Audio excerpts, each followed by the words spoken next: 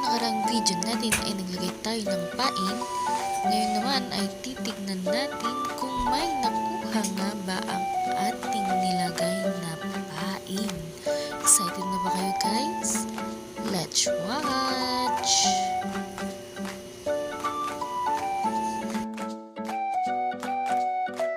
At today na nga ang ating moment of truth. Titignan na natin kung meron nga ba tayong nahuli sa ating pain.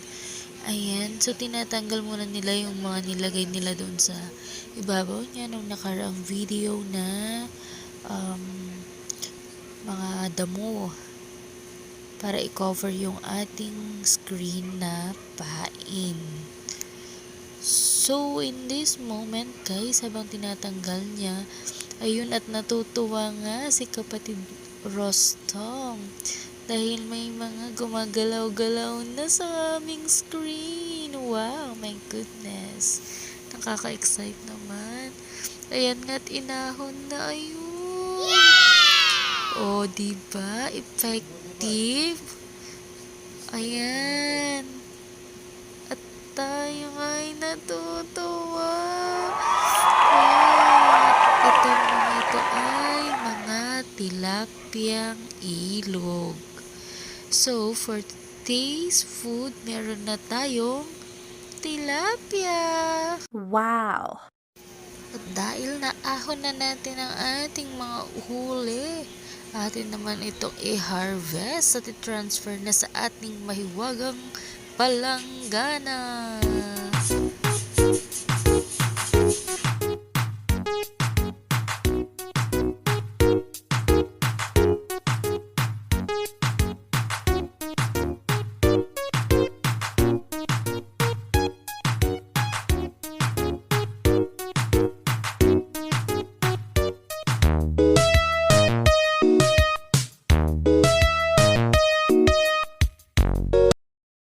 O, diba? Ang bilis ng transition.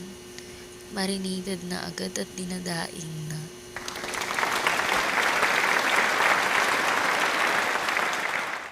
At dahil parating na ang tag-ulan at panahon ng mga bagyo, may iimbakin na tayong pang-ulam. O, diba?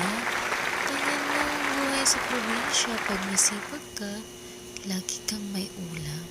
Hindi ka magugutom. So that's all for today's video. Abang-abang sa mga next naming adventure. Special thanks pala sa aking asawa at sa kanyang kinakapatid na si Kuya Rostong. Thank you!